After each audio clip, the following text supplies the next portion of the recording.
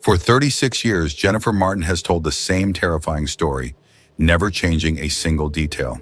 She has repeated it to police, to journalists, to anyone who would listen. And now she shares it with a high school student, compiling local horror stories, hoping that maybe, just maybe, someone will believe her. It happened on March 11th, 1986, in Socorro, New Mexico. Jennifer was 17 at the time, a high school junior with a quiet life. That night, she and her father, Raymond Martin, were driving home from a school play. The desert stretched endlessly on either side of the road, the dark sky swallowing everything beyond the headlights. The air inside the truck smelled faintly of engine grease and the stale coffee her father always drank. Her father was a simple man, hardworking, quiet, a man of few words but steady as a rock. He had raised her alone since her mother passed when Jennifer was 10. She trusted him more than anyone in the world. The road was empty, nothing but them and the quiet hum of the truck rolling across the cracked pavement. Then out of nowhere, her father stopped speaking mid-sentence. Jennifer turned to him, confused. His hands gripped the wheel tightly, his knuckles white. His gaze was locked on something just beyond the road. "What's wrong?" she asked. He didn't answer. Jennifer followed his eyes and saw her, a girl in a dirty, tattered dress walking slowly away from the road, her bare feet sinking into the sand. Her long dark hair hid her face and her arms hung limply at her sides. Something about her sent a chill down Jennifer's spine. Her father exhaled sharply, as if shaking off a thought. Then without a word, he pulled the truck onto the shoulder and cut the engine. Jennifer's stomach clenched. "Dad," she whispered, "let's just go." But he had already opened his door. The air outside was eerily still. The desert was always quiet at night, but this was different. The silence felt unnatural, as if the world itself was holding its breath. Jennifer watched as her father approached the girl. The girl stopped walking, but she didn't turn around. For a moment, there was nothing but unbearable stillness. Then, without a word, her father turned around and walked back to the truck. Jennifer expected him to say something, anything, but he didn't. He got in, started the truck, and drove off. His face was pale, his expression blank. "Dad," Jennifer asked, her voice small. "What did she say?" Silence. She tried again. "Dad?" Nothing. Fear curled inside her chest. This wasn't like him. Her father was a man who always had an answer, always had control. But now he just stared straight ahead, gripping the wheel like his life depended on it. They reached home in minutes, but it felt like hours. Their house was dark, the porch light flickering weakly. Her father parked the truck and stepped out without a word, walking straight into the house. Something felt wrong. Jennifer followed him, but as soon as she stepped inside, she froze. The kitchen door, the one that led to their backyard, was wide open. A cold shudder ran through her. Her father never left doors open. She turned to call for him, but the words died in her throat. A shadow moved in the corner of her vision. Jennifer's breath hitched as she turned her head. There, standing in the dim light of the kitchen, was the girl from the desert. Jennifer's body locked in place. The girl was still, her hair covering her face. But Jennifer knew she was looking at her. Then, she vanished. Jennifer staggered back, her heart pounding so violently she thought she might pass out. This wasn't real. It couldn't be real. She spun around, searching for her father. The house was dead silent. No sounds of movement, no sign of him anywhere. "Dad!" she shouted. No answer. Frantic, she flipped on every light as she ran through the house.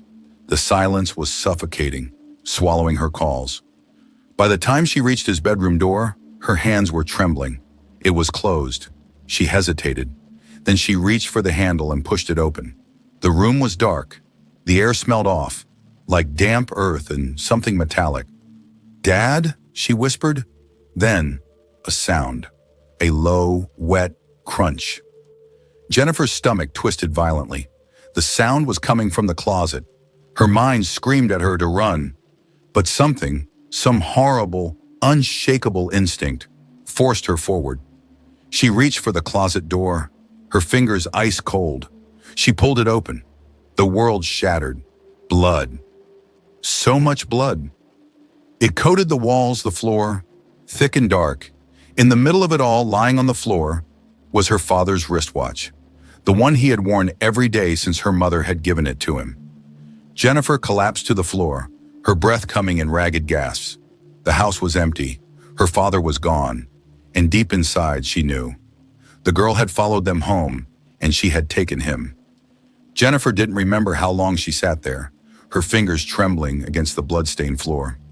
The only thing she could focus on was the wristwatch, her father's wristwatch. He never took it off. Never. Her breath came in short, painful bursts. The air in the room was thick, suffocating. It smelled of iron and something else, something old, like damp wood rotting in the earth. She had to move. With every ounce of strength, she forced herself to stand, gripping the door frame to keep from collapsing again. The house was still terrifyingly silent, but something inside her whispered that she wasn't alone. She needed help. Fumbling, she ran to the phone in the kitchen and dialed 911 with shaking hands. 911, what's your emergency? My dad is gone, Jennifer gasped. There's blood, so much blood. I don't know where he is. Please, please send someone. The dispatcher tried to keep her calm, but Jennifer barely heard anything. The sound of her own heartbeat roared in her ears. Minutes later, flashing red and blue lights lit up the darkness outside. The sight should have brought relief, but instead a sickening dread curled in her stomach. The police searched the house, the yard, the surrounding desert, everywhere. But they found nothing. No body, no footprints, just the blood-soaked closet and the lone wristwatch lying in the middle of the floor. The sheriff, a grizzled man named Ed Vargas, sat with Jennifer at the kitchen table while officers moved through the house. His voice was calm, but his eyes betrayed concern. Are you sure your dad didn't say anything to you before he disappeared? He asked. Jennifer shook her head. He just stopped talking after he saw that girl. Sheriff Vargas leaned forward. What girl? Jennifer swallowed hard. A girl in the desert. She was walking away from the road. She never turned around. My dad went to check on her, and after that, he just changed. Her voice broke. And then she was here. I saw her, right in the kitchen. Vargas's expression darkened. Did she say anything? She just stood there. Then she was gone. The sheriff's jaw tightened. He exchanged a glance with one of the officers. Jennifer noticed it, the way they looked at each other, like they already knew something. Miss Martin, Vargas said slowly, have you ever heard of the desert wraith? Jennifer frowned, shaking her head. The sheriff exhaled, leaning back in his chair.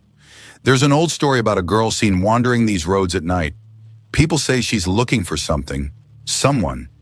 If you stop, if you acknowledge her, she follows you home. Jennifer felt her skin turn ice cold. What happens then? Vargas hesitated. No one really knows. The people who see her disappear. Jennifer's stomach twisted painfully. Are you saying she took my dad? She whispered. The sheriff didn't answer, but his silence said everything. Over the next few weeks, Jennifer stayed with her aunt in Albuquerque. She barely slept, constantly waking to the feeling of something watching her. She kept the wristwatch close, the last thing she had of her father. The case was classified as an unexplained disappearance. No evidence, no suspects, no body. As time passed, people moved on, but Jennifer never forgot. Years went by.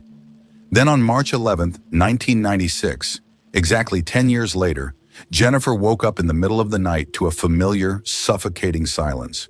Her body tensed. She knew this feeling. Something was in the room. Slowly, she turned her head toward the corner. A figure stood there, a girl in a tattered dress. Jennifer couldn't breathe. The girl's head tilted slightly as if studying her. Then for the first time, she spoke. He's waiting for you. Jennifer's blood ran cold. She couldn't move, couldn't scream. The air around her felt heavy, thick with something unseen. Then, the girl stepped forward. Jennifer's body locked in place as the figure drew closer, her bare feet making no sound against the floor. The girl reached out. Jennifer felt something ice-cold brush against her wrist, her father's wristwatch. The room spun, a sharp ringing filled her ears. Then, darkness. When Jennifer opened her eyes, she wasn't in her bedroom anymore. She was standing in the middle of the desert, alone. The wind howled around her, the sand biting against her skin. Ahead, barely visible in the moonlight, stood a lone figure, her father. "Dad," she whispered. He turned slowly. His face was hollow, his skin pale as if drained of life, but his eyes were the same. "Jennifer," he said, his voice barely a breath. "You shouldn't be here." Tears blurred her vision. "Where are we?" Her father's expression was pained. "Lost." A shadow moved behind him. Jennifer's breath caught in her throat. The girl. She stood just behind her father, her face still hidden by tangled black hair. Jennifer took a step forward. "Dad, we can leave. I can take you home." His face twisted with sorrow. "No one leaves." Then, the girl lifted her head. Jennifer's body locked in terror as she finally saw her face. Black, hollow sockets where eyes should have been. A mouth twisted into something neither a smile nor a frown. Just an empty, gaping void. Jennifer tried to scream, but no sound came out. The girl reached for her. A bone-chilling whisper filled the air. "It's your turn now." Jennifer felt herself being pulled into the darkness. She fought, screamed, but the force was too strong. Then, she woke up, gasping, drenched in sweat, back in her own bed. The room was silent, but something was different. She turned her head.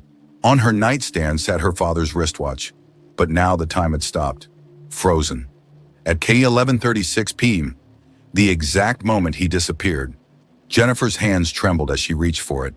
The moment her fingers brushed the glass, a whisper filled the air. "Soon." Jennifer's breath hitched. She wasn't free. Not yet.